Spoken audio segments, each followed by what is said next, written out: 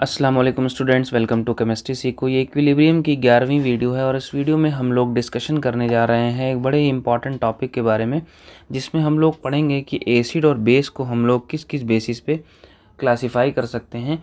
और इससे रिलेटेड हमें 3 कॉन्सेप्ट्स मिलते हैं, जिसमें पहला हमारा है आर्हेनियस का कॉन्सेप्ट, ठीक है, जिसमें हम लोग डिफ़ाइन करेंगे कि एसिड और बेस आर्हेनियस के अकॉर्डिंग क्या थी। फिर इसके बाद हम लोग पढ़ेंगे ब्रॉन्स्टेड और लाउरी का कॉन्सेप्ट, जिसमें ये दोनों साइंटिस्ट ने एक्सप्लेन किया था कि कैसे हम लोग एसिड और बेस को डिफ़ाइन कर सकते हैं। फिर हम लास्ट में पढ़ेंगे लेविस का कॉन्सेप्ट, जिसमें हम लोग डिफ़ाइन करेंगे कि लेविस एसिड क्या होती है और लेविस बेस क्या होता है। यानी एसिड और बेस की बेसिकली 3 अलग अलग तरह की डेफिनेशंस हमको देखने को इसमें मिलेंगी। तो वीडियो को एंड तक देखिएगा ताकि आपको पूरी बातें समझ में आ सके। तो चलिए शुरू करते हैं हम लोग। सबसे पहले हम लोग बात करते हैं किसकी, आर्हेनियस कॉन्सेप्ट की। आर्हेनियस कॉन्सेप्ट के अकॉर्डिंग एसिड और बेस उन सबस्टांस को बोला जाता है जो कि वाटर में जब यानी हम उनका एक्वस सॉल्यूशन प्रिपेयर करेंगे तो वो H+ और OH- आयन को रिलीज़ करते हैं। जैसे एग्जांपल के लिए हमारे पास कोई एसिड है HCl, ठीक है। अगर हम इसका एक्वस सॉल्यूशन बनाते हैं तो हमको क्या मिलता है, H+ मिलता है और Cl- में ये डिसोसिएट होती है, ठीक है। इसी तरह से अगर हम NaOH की बात करें तो NaOH का अगर हम एक्वस सॉल्यूशन बनाते हैं तो हमको क्या मिलता है, Na+ मिलता है और OH- मिलता है, ठीक। तो आर्हेनियस का ये कहना था कि एसिड उन सबस्टेंस को बोला जाता है जो H+ आयन को लिबरेट करें उनके एक्वस सॉल्यूशन में, और बेस हम उन सबस्टेंस को बोल सकते हैं जो OH- आयन को लिबरेट करते हैं उनके एक्वस सॉल्यूशन में। तो अगर कोई सबस्टेंस H+ आयन को वाटर में जाने के बाद या उसका एक्वस सॉल्यूशन बनने के बाद लिबरेट कर रहा हो तो उसको हम बोलेंगे एसिड।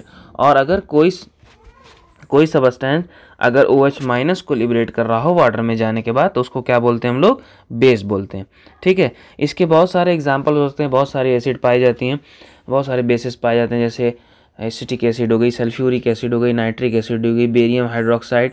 ये सारे जो एसिड और बेस हैं ये H+ और OH- को निकालते हैं जब हम उनका एक्वस सॉल्यूशन बनाते हैं, तब वो डिसोसिएट होते हैं उनमें, ठीक है। अब इम्पॉर्टेंट ये है कि ये जो H+ होता है और ये जो हमारा OH- होता है ये इंडिपेंडेंटली एग्जिस्ट नहीं करता, ठीक है। Independently does not exist independently, ये अकेले एग्जिस्ट नहीं करता, बल्कि H+ जो होता है ना वो वाटर के मॉलिक्यूल के साथ कंबाइन होकर क्या बना लेता है, H3O+ बना लेता है, जिसको हम लोग हाइड्रोनियम आयन बोलते हैं, ठीक है, हाइड्रोनियम आयन। तो जो एसिड जब वाटर में जाएगी तो हमको बेसिकली क्या मिलेगा, HCl प्लस वाटर से अगर हम रिएक्शन करा रहे होते हैं तो हमको क्या मिलता है, H3O+ मिलता है एक्चुअली, और Cl- मिलता है। इसको हम लोग हाइड्रोनियम आयन बोलते हैं, ठीक है। लेकिन क्योंकि बिहेवियर लगभग सेम होता है तो इसलिए हम इंटरचेंजेबली यानी एक दूसरे की जगह H+ और H3O+ दोनों लिख के काम चला लेते हैं। इसी तरह से हमारे पास बेस की अगर बात की जाए तो OH- जो होता है, ठीक है, OH- जो होता है ये भी इंडिपेंडेंटली एग्जिस्ट नहीं करता, बल्कि वाटर के साथ रिएक्शन करके हमारे पास H3O2- में एग्जिस्ट कर जाता है, ठीक है, मतलब बना लेता है H3O2। या फिर अगर हम NCERT को रेफ़र करें तो हमारे पास H3O2- के अलावा H5O3- या H7O4- इस तरह के भी फॉर्म एग्जिस्ट करते हैं, और इन फॉर्म्स को हम लोग क्या बोलते हैं, हाइड्रोक्सिल आयन बोलते हैं, ठीक है। इन फॉर्म्स को हम लोग क्या बोलते हैं, हाइड्रोक्सिल आयन्स। ये था हमारा H+ और OH- का एग्जिस्टेंस के बारे में। अब इस कॉन्सेप्ट में जो सबसे इम्पॉर्टेंट बात यह है कि आर्हेनियस एक साइंटिस्ट हैं, बहुत ही हैं, इन्होंने बहुत सारी चीज़ों के बारे में जैसे आर्हेनियस फैक्टर वगैरह, साथ ही साथ इन्होंने एक टेम्परेचर डिपेंडेंसी भी बताई थी, रेट ऑफ रिएक्शन में भी, ठीक है। तो आर्हेनियस ने एसिड और बेस को डिफ़ाइन किया H+ और OH- के बेसिस पे उसके एक्वस सॉल्यूशन में। सबसे बड़ी बात ये थी कि इन्होंने जो एसिड कॉन्सेप्ट दिया था वो किसके बेसिस पे दिया था, एक्वस सॉल्यूशन के बेसिस पे दिया था, ठीक है। लेकिन अब इसमें कमी क्या रह गई कि ये बहुत सारे सबस्टेंस, जैसे फॉर एग्जांपल अगर हम बात करें NH3 हो गया, CaO हो गया, SO2 हो गया या CO2 हो गया, तो ये एट्सेट्रा, ये सारे जो सबस्टेंस हैं ये इनमें कुछ एसिड हैं, कुछ बेस हैं, कुछ एसिड्स हैं, ठीक है। जैसे NH3 हो गया, CaA हो गया, ये बेसिक नेचर के होते हैं। SO2 CO2 हो गया, ये एसिडिक नेचर के होते हैं। तो ये बेसिक क्यों है, ये एसिडिक क्यों है, इनके बारे में कोई डिस्कशन नहीं करते। तो ऐसे केस के लिए फिर हमको रेफ़र करना पड़ता है दूसरे कॉन्सेप्ट के ऊपर, जो कि हमारा क्या है, ब्रॉन्स्टेड एंड लाउरी कॉन्सेप्ट है। ठीक है, तो सेकंड हमारा क्या आ जाता है, ब्रॉन्स्टेड लाउरी कॉन्सेप्ट। ब्रॉन्स्टेड अलग केमिस्ट हैं, लाउरी अलग केमिस्ट हैं। इन लोगों ने एसिड और बेस को डिफाइन किया है H+ की, होल सोल H+ के बेसिस पे। मतलब इनका कहना ये था कि जो एसिड होता है वो H+ डोनर होता है। मतलब कोई ऐसा सबस्टेंस जो किसी रिएक्शन में H+ को निकाल रहा हो तो उसको हम क्या बोलेंगे, एसिड बोलेंगे। और बेस उस सबस्टेंस को बोलते हैं जो क्या होता है, बेसिकली H+ का एक्सेप्टर होता है। मतलब कोई ऐसा सबस्टेंस जो क्या कर रहा हो, प्रोटॉन को, H+ को हम प्रोटॉन भी बोल सकते हैं, तो प्रोटॉन को एक्सेप्ट कर रहा हो तो वो क्या होता है, बेस होता है। ठीक है, आइए इसके एग्जाम्पल से समझते हैं कि जैसे हमारे पास हाइड्रोक्लोरिक एसिड है, इसका रिएक्शन हमने वाटर से किया तो हमको क्या मिलता है, हाइड्रोनियम आयन मिलता है और Cl- मिलता है। ज़रा ध्यान से नोटिस करें तो HCl में से क्या हुआ है, HCl में से H+ निकल गया है। मतलब यहाँ से क्या हुआ है, H+ डोनर है, HCl क्या है, H+ डोनर है, इसलिए HCl क्या हो गई, एसिड हो गई। अगर हम वाटर की बात करें तो वाटर ने क्या किया है, H+ को एक्सेप्ट किया है। ठीक है, तो ये क्या हो जाएगा, बेस हो जाएगा according to the concept of Bronsted and Lowry. तो इसको देखते हुए हम ये कह सकते हैं कि एसिड जो होता है, या सिंपली इस रिएक्शन की बात करें तो यहाँ पर वाटर क्या है, वाटर यहाँ पर एज अ बेस बिहेव कर रहा है, क्योंकि ये क्या कर रहा है, H+ एक्सेप्टर है। ठीक है, तो ऐसी चीज़ को हम लोग ब्रॉन्स्टेड बेस भी बोल सकते हैं। ठीक है, क्या बोल सकते हैं, ब्रॉन्स्टेड बेस, क्योंकि ये क्या कर रहा है, H+ को एक्सेप्ट कर रहा है। ठीक है, अब अगर हमारे पास जैसे क्या है कि HCl है, तो HCl क्या कर रहा है, H+ डोनर है। ठीक है, H+ डोनर है, तो इसको हम लोग ब्रॉन्स्टेड एसिड भी बोल सकते हैं। इसको क्या बोल सकते हैं हम लोग, ब्रॉन्स्टेड एसिड। ठीक है ना। और भी इसके एग्जांपल लेते हैं, जैसे अभी हमने बात की कि एमोनिया के बारे में एक्सप्लेन नहीं करता, तो अगर हम एमोनिया की हाइड्रोलिसिस करें यानी उसको वाटर से रिएक्शन कराएं तो हमारे पास क्या आ जाता है, एमोनियम आयन आता है, साथ ही साथ हाइड्रोक्साइड आयन निकलता है। ठीक है, OH- निकलता है। तो इसमें हुआ क्या कि जो एमोनिया है इसने क्या किया, H+ को एक्सेप्ट किया है। H+ को एक्सेप्ट किया है तो ये क्या हो जाएगी, बेस हो जाएगी। और वाटर ने क्या किया है, यहाँ पर H+ को डोनेट किया है। ठीक है, वाटर यहाँ पर क्या है, H+ डोनर है, तो ये क्या हो जाएगा, एसिड हो जाएगा। तो इस सिनेरियो की अगर हम बात करें, सेकंड सिनेरियो में जो हमारा एमोनिया है इसने क्या किया है, H+ को एक्सेप्ट किया है। ठीक है, ये H+ एक्सेप्टर है। तो अगर ये H+ एक्सेप्टर हुआ तो इसको हम लोग क्या बोल सकते हैं, इसको हम लोग बोल सकते हैं कि ये ब्रॉन्स्टेड बेस है। ठीक, इसी तरह से हमारा जो ये वाटर है, वाटर ने क्या किया है, इस बार H+ दिया है। ठीक है, वाटर इज H+ डोनर, तो ये क्या कहलाएगा, ये कहलाएगा ब्रॉन्स्टेड एसिड। ठीक है, तो इससे हम लोग देख सकते हैं यहाँ पे एक और चीज़ पता चल रही है, बड़ी इंपॉर्टेंट बात, कि जो हमारा वाटर होता है ना वो दोनों तरह से बिहेव कर सकता है, एज H+ एक्सेप्टर भी और एज H+ डोनर भी। वो डिपेंड करेगा किससे रिएक्शन कर रहा है। ठीक है, तो इसीलिए इसको बोलते हैं कि ये न्यूट्रल नेचर का होता है। तो ब्रॉन्स्टेड लाउरी का कॉन्सेप्ट बेसिकली यही कह रहा है कि anything which is H+ donor is acid and anything which is H+ acceptor is base. ठीक है, अब इन लोगों का ये कहना था, ये दो अलग अलग साइंटिस्ट हैं। ठीक है, इनका ये कहना था कि ब्रॉन्स्टेड और लाउरी का ये कहना था कि जो एसिड और बेस होती है ना, ये इंडिविजुअल आइडेंटिटी नहीं होती बल्कि एक दूसरे से रिलेटिव होते हैं। मतलब acids and bases are relative in nature, are relative, मतलब ये दोनों एक दूसरे से क्या होते हैं, रिलेटिव हो सकते हैं। जैसे एग्जाम्पल के लिए अगर हम बात करें तो हमारे पास आ जाता है HCO3-। ठीक है, इसमें हम एक H+ अगर जोड़ दें तो हमको क्या मिलता है, H2CO3। ठीक है, H2CO3। और अगर हम HCO3 में से क्या करें, H+ निकाल लें तो हमको क्या मिलता है, CO3 मिलता है। तो यहाँ पर सेम सबस्टेंस की ही बात हो रही है, एक जगह H+ ऐड हो रहा है और एक जगह H+ क्या हो रहा है, जुड़ रहा है। ठीक है, तो H+ ऐड हो रहा है जहाँ पर, वहाँ पर ये सबस्टेंस कैसा होगा, ये सबस्टेंस बेस की तरह बिहेव करेगा, तो हम इसको क्या बोलेंगे, ये है ब्रॉन्स्टेड बेस। और यहाँ पर H+ निकाल रहा है तो इसको हम लोग क्या बोलेंगे, ये है ब्रॉन्स्टेड एसिड। ठीक है, तो ये क्या हो जाते हैं, एम्फोटेरिक नेचर के हो जाते हैं, मतलब दोनों बिहेवियर शो करते हैं। ठीक है, अब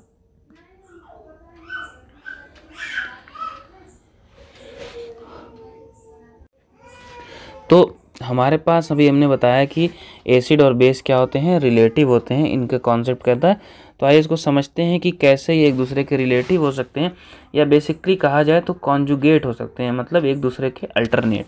ठीक है, कॉन्जुगेट होने का मतलब होता है कि उसी चीज़ से बना हुआ। जैसे एग्जांपल लेते हैं छोटा सा, कि हमारे पास H2CO3 है यानी कार्बोनिक एसिड है, इसकी हम क्या कर रहे हैं, हाइड्रोलिसिस कर रहे हैं। तो हमारे पास रिवर्सिबल रिएक्शन में आता है ये क्या, H3O+ और HCO3-। ठीक है, यहाँ पर H2CO3 क्या कर रहा है, H2CO3 H+ को दे रहा है। ठीक है, H+ को क्या कर रहा है, निकाल रहा है, H+ डोनर है, ये H+ डोनर है, इसलिए ये कैसा बिहेव करेगा, एसिड बिहेव करेगा। ठीक है, और वाटर जो है यहाँ पर H+ को क्या कर रहा है, एक्सेप्ट कर रहा है। तो वाटर यहाँ पे कैसा बिहेव करेगा, base, as a base behave करेगा। ठीक, अब एसिड से ही जुड़ा हुआ है ये HCO3-। जैसे H2CO3 और HCO3 में क्या रिलेशन है कि H2CO3 ने H+ को निकाला है। ठीक है, तो ऐसे में हम लोग इसको, जिससे H+ निकलता है, उसको हम लोग क्या बोलते हैं, कॉन्जुगेट बेस बोलते हैं। ठीक है, उसको हम लोग क्या बोलते हैं, कॉन्जुगेट बेस बोलते हैं। और जिस चीज़ ने H+ को एक्सेप्ट किया है उसको हम लोग बोलते हैं क्या, conjugate acid. Conjugate acid basically अगर हम सिंपल टर्म्स में इसको लिखें, सिंपल टर्म्स में, तो कोई स्पीशीज़ है, ठीक है, कोई स्पीशीज़ है, अगर वो H+ को एक्सेप्ट कर रही है, ठीक है, तो वो क्या हो गई, वो हो गई कॉन्जुगेट एसिड हो गई। ठीक है, और अगर कोई स्पीशीज़ है जिसमें से H+ निकला है, ठीक है, माइनस कर देते हैं, जिसमें से H+ निकला है, तो उसको हम लोग क्या बोलेंगे, उसको बोलेंगे कॉन्जुगेट बेस बोलेंगे।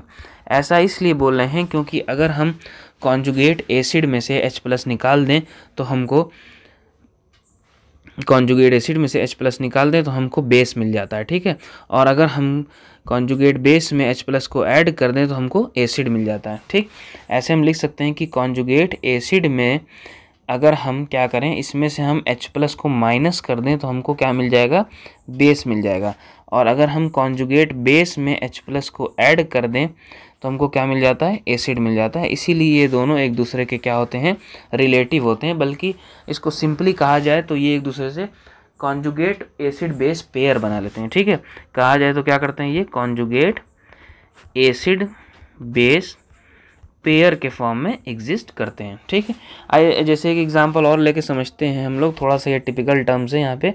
तो अगर कोई एल्कोहल है, हम इसको ROH से रिप्रेजेंट कर रहे हैं, बेसिकली एक छोटा सा एल्कोहल है, ये अगर वाटर के साथ रिएक्शन कर रहा है, ठीक है, एल्कोहल वाटर के साथ रिएक्शन कर रहा है, तो हमको क्या मिलता है, हमको मिलता है एल्कोक्साइड आयन।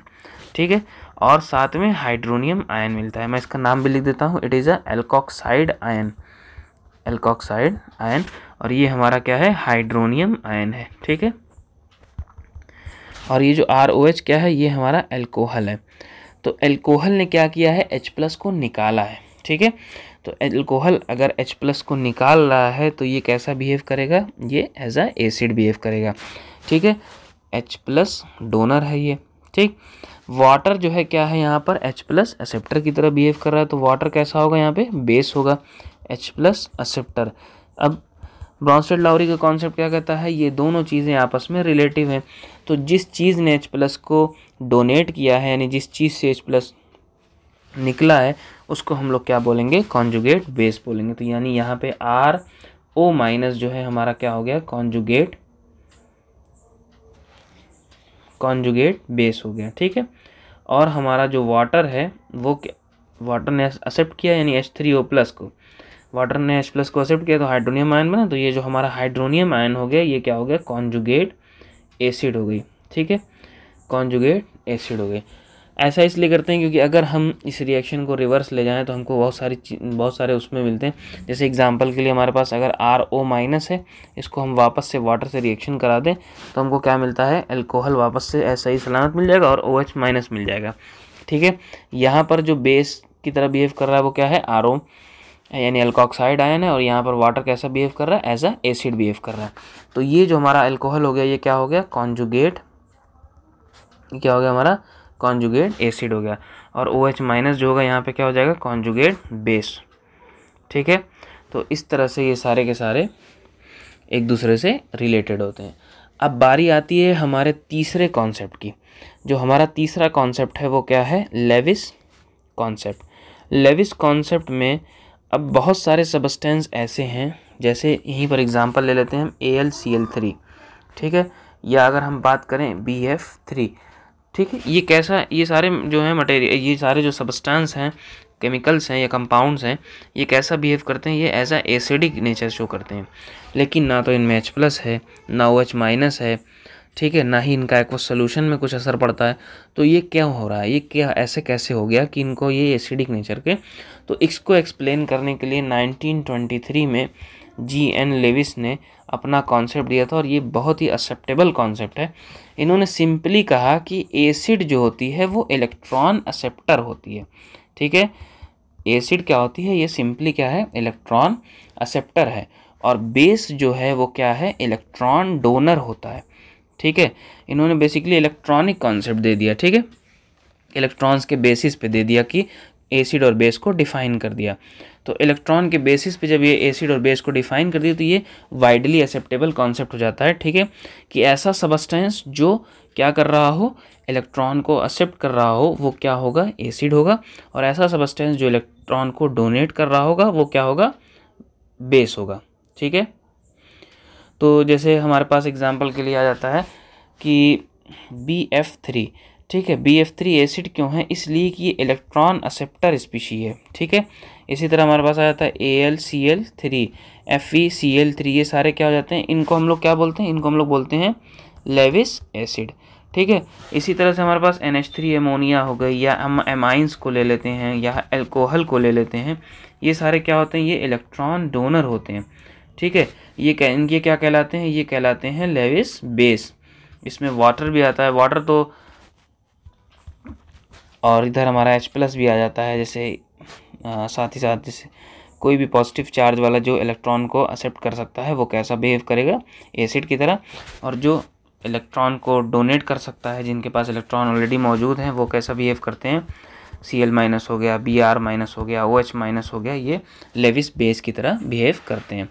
अच्छा, अब ऐसे जैसे एग्जांपल के लिए हमारे पास ये सारे जो सबस्टेंस हैं ये इलेक्ट्रॉन एक्सेप्टर हैं, ठीक है। क्यों ऐसा होता है, ऐसा इसलिए होता है क्योंकि ये इलेक्ट्रॉन डिफिशिएंट कंपाउंड होते हैं, ठीक है ना। ये कैसे कंपाउंड्स होते हैं, ये इलेक्ट्रॉन डिफिशिएंट कंपाउंड नहीं बोलता हूँ, बल्कि स्पीशी बोल देता हूँ तो बेटर होगा, क्योंकि कुछ कंपाउंड्स इसमें नहीं है। तो इलेक्ट्रॉन डिफिशिएंट जो स्पीशीज़ होती है वो लेविस एसिड की तरह बिहेव करती है, और इलेक्ट्रॉन रिच स्पीशी जो होती है, या इलेक्ट्रॉन रिच स्पीशीज़ जो होती है वो लेविस बेस की तरह बिहेव करते हैं, ठीक है। और हम लोग आजकल या मॉडर्न टाइम में हम लेविस एसिड और लेविस बेस पे ज़्यादा रिलायबल होते हैं, क्योंकि ये बेटर एक्सप्लेनर होता है किसी भी सबस्टेंस के एसिडिक नेचर का और बेसिक नेचर का। तो वीडियो काफ़ी लंबी हो गई है, तो ये इस वीडियो में बस इतना ही। आगे आने वाली वीडियोज़ में हम जब ऑर्गेनिक केमिस्ट्री वगैरह पढ़ेंगे तो वहाँ पर लेविस एसिड और लेविस बेस का बार बार यूज़ आएगा, तो वहाँ पर भी हम समझते चलेंगे कि कहाँ इलेक्ट्रॉन एक्सेप्ट हो रहा है, कहाँ डोनेट हो रहा है।